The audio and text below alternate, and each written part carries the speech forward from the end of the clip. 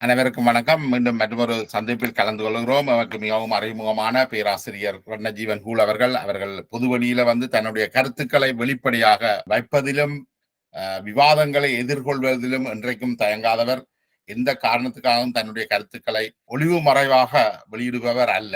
அவரோடு இன்று உள்ள யாழ்ப்பாணம் மற்றும் இலங்கை அரசியல் நிலை தொடர்பாக பேச இருக்கின்றோம். வணக்கம் பேராசிரியர் ஹூல் அவர்கள். இப்ப இன்றைக்கு நான் முக்கியமா கதைக்கணும் நினைச்ச விஷயம் என்னென்றால், தமிழ் மக்கள் ஒரு பொது வேட்பாளரை இந்த ஜனாதிபதி தேர்தலில் நிறுத்த வேண்டும் என்ற ஒரு கருத்தாக்கம் பலர் மத்தியிலும் வைக்கப்படுகிறது. தமிழ் பொது வேட்பாளரை நிறுத்தி தமிழ் தேசியத்தை நிறுவலாம் என்று இவர்கள் கருதுகிறார். இது சம்பந்தமாக உங்களுடைய அபிப்பிராயம் என்ன? சிக்கலான கேள்வி. நிச்சயமா சொல்றதுக்கு இடமில்லை. ஒரு விதத்துல நாங்கள் ஒரு புது வேட்பாளரை போட்டால் தமிழ் ஓட்டெல்லாம் அவருக்கு போகும். அவருக்கு போட மெட்ட பக்கத்துல மூன்று பேர் இருக்கணும். அவையெல்லாம் இப்ப எங்களுக்கு சாதகமானது என்ன பொறுத்தளவுக்கு இது என்னுடைய தனிப்பட்ட கருத்து.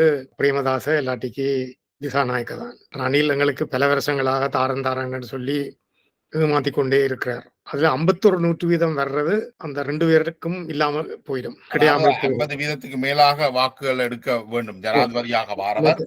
அப்ப இந்த பொது வேட்பாளர் ஒருவரை நிறுத்தினால் இந்த 50% அவர்களுக்கு வராம போகும்.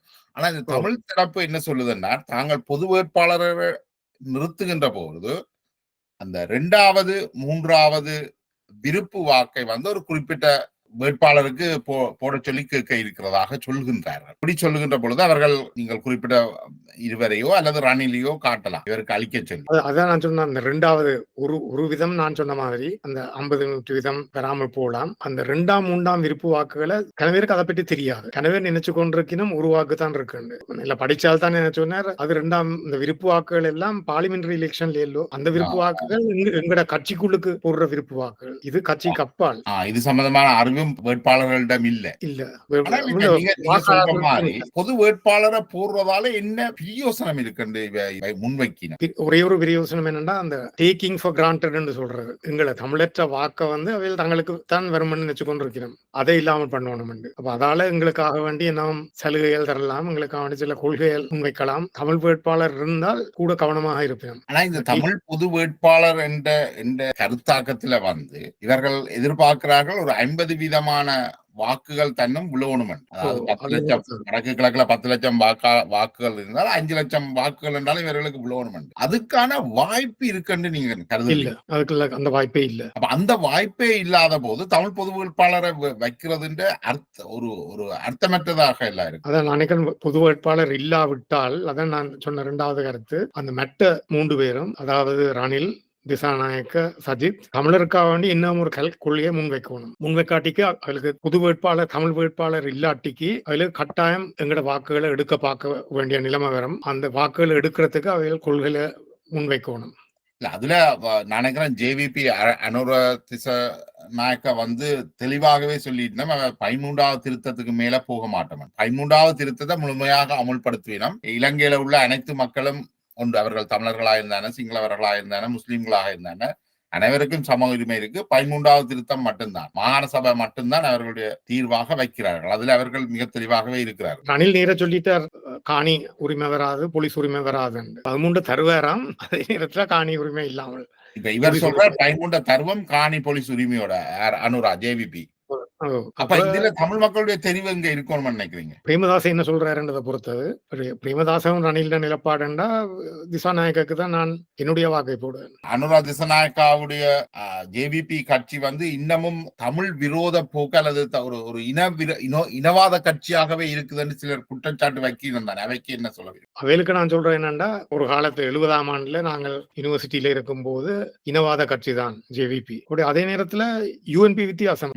83ல தமிழரை கொலை செய்தாக்கள் ஒரு ஆளையெல்லாம் தண்டிச்சிருக்கணும். முள்ளிவாய்க்கால்ல நடந்தது எஸ்எல்எஃப்பி. அவையிலையும் யூஎன்பியோட தான் ஜெயிக்கணும். அதனுடைய அவையில எனக்கு நம்பிக்கை இல்லை.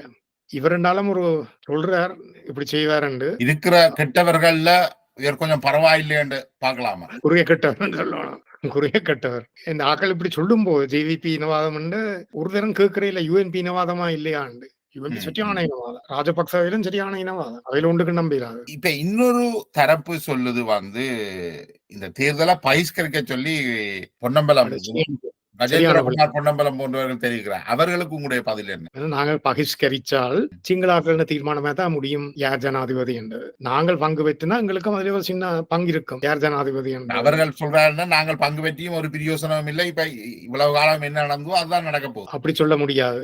அப்படி சொல்ல முடியாது. என்ன விதத்துல அப்படி சொல்லிடணும் ஒரு பிரயோசனமும் இல்லை என்று. அவர்கள் தானே போய் 2005 ரணில்கிட்ட கொடுத்து இந்த ரணில்கிட்ட இல்ல சாரி ராஜபக்சட்ட அதிகாரத்தை கொடுத்தவர்கள் அந்த முறை பங்கு பெற்றிருந்தால் தமிழர் அந்த 2005 வாக்குல பங்கு பெற்று இருந்தால் மெட்ட பக்கம் வந்திருக்கும். இந்த முள்ளிவாய்க்கால் நிகழ்வு நடந்திருக்க வாய்ப்பு இல்லாமலும் போயிருக்கலாம். அப்படி அது சரி. அப்படி இவன் சொல்றத நாங்க கவனமா கேட்கணும். மெய்யான்னு தான் இப்ப கேட்கணும். எல்லாம் சொல்லுவேணும் வாயால. கஜேந்திரகுமார் அவையில என்ன எஸ்டேட் தமிழரை வித்தாக்கள் என்ன நிறைய தமிழர்களை நிச்சயமாக அவையில நான் ஒரு கால ஒரு சதத்துக்கு நம்ப மாட்டேன். எங்கட தீர்மானம் அடுத்த ஜனாதிபதி நியமிக்கிறதுல கட்டாயம் எங்களுக்கு ஒரு இடம் எடுத்துக்கொள்ளணும். பாய்காட் சரி வராது. சொல்றது டைகர்ஸ் துணி வருது 2005 ஜனாதிபதி தேர்தலை தான் பகிஷ்கரிக்கிறார்கள். பாராளுமன்ற தேர்தலில் தாங்கள் போய் அந்த அங்கல்ல இருக்க விரும்புகிறார்கள். அப்படி என்னன்னாலும் ஜனாதிபதி தேர்தலில் நாங்கள் கட்டாயம் ஒரு பங்கிருக்கணும். பங்கிருந்தா தான் எங்களுக்காக வேண்டி சில கொள்கைகள்லாம் முன் வைப்பினோம். சில கொள்கை மாற்றக்கூடும், கொள்கையில முன் வச்சு போட்டது மாற்றக்கூடும். எப்படியோ இதுல இன்னொரு தரப்பு வாதம் என்னன்னு சொன்னால், அதாவது ஒன்று பகிஷ்கரிப்பு, அது சரிவராது, அதை சொல்லியிருக்கிறீர்கள். அடுத்தது பொது வேட்பாளர், அதுவும் கேள்விக்குறியில இருக்குது. அதுவும் தமிழ் மக்களுக்கு எவ்வளவு சாதகமா இருக்கும் என்றது ஒரு சிக்கல் இருக்குது. இன்னொரு கருத்தாக்கம் வைக்கப்படுது, இலங்கைக்கான பொது வேட்பாளர் ஒருவரை வைக்கணும். அதாவது இலங்கையில உள்ள அனைத்து மக்களும் இணைந்து ஒரு பொது வேட்பாளரை வைக்கணும் என்று. இந்த பொது வேட்பாளரும் ஜனாதிபதியாக வருவதற்கான வாய்ப்பு பெரும்பாலும் இல்லை. யார சொல்லி இலங்கைக்கு முழு தமிழரா இல்ல எல்லாரும் சேர்ந்து சிங்கள இலங்கை மக்கள் அனைவரும் சேர்ந்து ஒரு பொது வேட்பாளரை வைக்கணும் என்ற ஒரு கருத்தாக்கம் வைக்கப்படுது. அது நடக்காது. கட்சி பிரிவு இருக்கும் போது ஒரு நாள் நடக்காது. இல்ல அப்படி ஒருவர் நிறுத்தப்பட்டாலும் அவர் ஜனாதிபதியாக தெரிவு செய்யப்படுறதுக்கான வாய்ப்பு இல்லை. இல்ல எல்லாத்த இலங்கையரும் சேர்ந்து வச்சால் ஒரு வாய்ப்பு இருக்கும். அப்படியே நடக்காது, ஒரு நாள் நடக்காது. இவர்களுடைய வாதம் என்னென்றால், அதாவது இலங்கையுடைய அரசியல் அதிகாரங்களை பகிர்ந்து கொண்டு அனைத்து ஒடுக்குமுறைகளுக்கும் எதிராக ஒரு தீவிர இடதுசாரி பின்புலம் உள்ளவர்கள் தான் இந்த கருத்தை வைக்கிறார்கள். அவர்கள் ஒரு கேண்டிடேட் நிறுத்துவார்கள். ஆனால் அவர் வெல்வதற்கான வாய்ப்பு பெரும்பாலும் இருக்காது, சாத்தியம் இல்லைன்னு நினைக்கிறேன். என்னுடைய கேள்வி என்னென்றால், ஒரு கொள்கை அடிப்படையில அவர்களுக்கு வாக்களிப்பது பற்றி உங்களுடைய நிலைப்பாடு ஒரு கொள்கை அடிப்படையில அவர்கள் வெல்லாவிட்டாலும் அவர் ஒரு நல்ல கொள்கையை வச்சுக்கிறார், அந்த கொள்கை அடிப்படையில அந்த வாக்கை அளிக்கிறது பற்றி உங்களுடைய அபிப்பிராயம்? அது ஒரு வீண் வாக்கா தான் இருக்கும். இப்போதைக்கு நாங்கள் சஜித்துக்கும் திசாநாயக்கும் இடையில யார் கூட தமிழருக்கு தருவார்கள் என்றதை பார்க்கணும். எனக்கும் அதுல ஒரு சின்ன கேள்வி என்னன்னா, சஜித் போன தேர்தலுக்கு முதல் ஜனாதிபதி தேர்தலுக்கு முதல் சொல்லிக் கொண்டிருந்த போர்க்குற்றம் எல்லாம் கொண்டு வருவார் குற்றச்சாட்டுகள். கடைசி நேரத்துல கோத்தபாய வெல்ல போறாருன்னு தெரியுமா, அவரும் மங்கள மாறிட்டாரு. இப்போதைக்கு சுத்தமா இருக்கிற ஒரு ஆள் திசாநாயக்கா தான். அவர் எலெக்ஷன் கிட்ட வேற மாறுறாரோ எனக்கு தெரியாது. அவரும் அவங்கள மாதிரி தான் மாறினால் நான் தலையிட மாட்டேன். இப்ப நீங்க சொல்றீங்க இருக்கிற தெரிவுக்குள்ள அனுரா திசாநாயக்கா ஒருவர் தான் ஒரு நம்பகமான ஒருவராக இருப்பதாக. அப்படி அந்த வார்த்தையை நான் பார்க்க மாட்டேன். அவரெல்லாம் கொஞ்சம் கொண்டாலும் ஒரு ஹோப் இருக்கு, நம்பிக்கை இருக்கிறது என்று. அதுல ஓரளவு உண்மையும் இருக்குது. என்னென்றால் தமிழ் மக்களுக்கு தான் என்ன கொடுக்க மாட்டேன் என்றதை அவர் மிக தெளிவாகவே சொல்லிட்டினார். அதுவும் நல்ல குணம். அவர் ஒரு போலியான ஒரு வாக்குறுதியை வழங்கல. 13வது திருத்தத்துக்கு மேல தமிழ் மக்களுக்கு எந்த தீர்வும் இல்லை. 13வது திருத்தத்தை முழுமையாக அமல்படும். அந்த அடிப்படையில அடுத்தது இன்னொன்று இருக்கு, இணைய கட்சிகள் பெரும்பாலும் ஆட்சிக்கு வந்து போயிருக்கின்றன.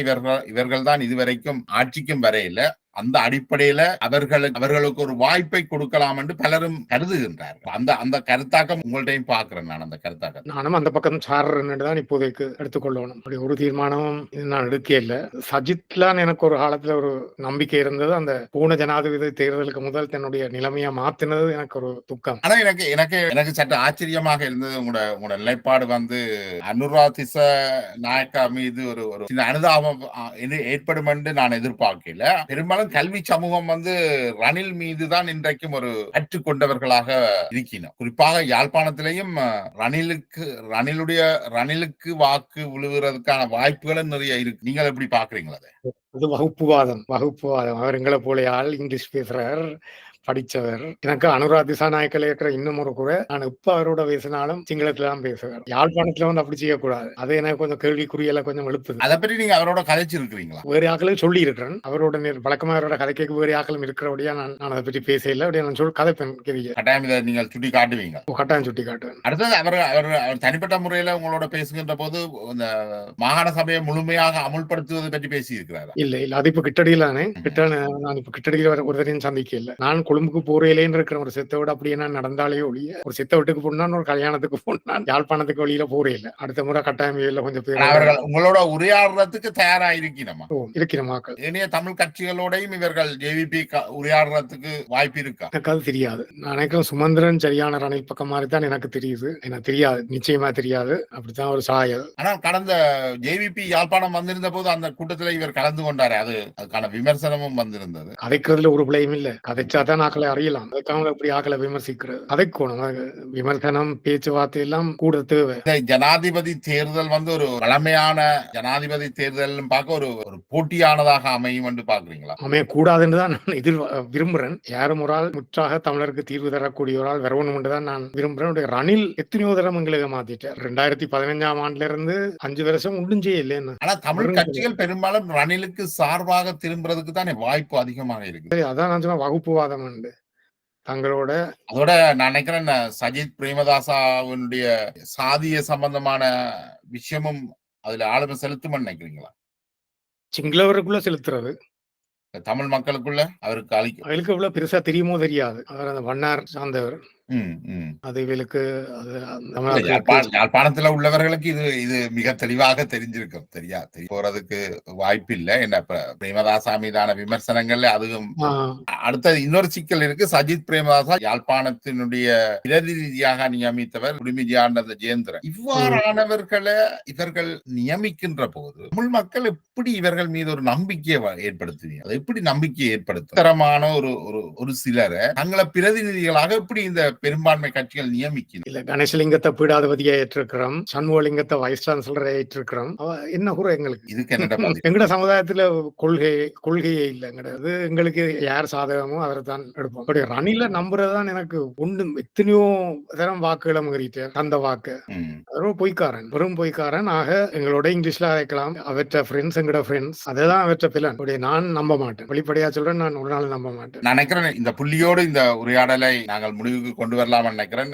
பல்வேறு விஷயங்களையும் கடந்த சில நேர்காணல்களில் பேசி இருக்கின்றோம். இவ்வளவு நேரத்தையும் நீங்கள் ஒதுக்கி உங்களுடைய கருத்துக்களை மிக வெளிப்படையாக பகிர்ந்து கொண்டமைக்கு மிக்க நன்றி. நன்றி. திருப்பி சந்திப்போம்.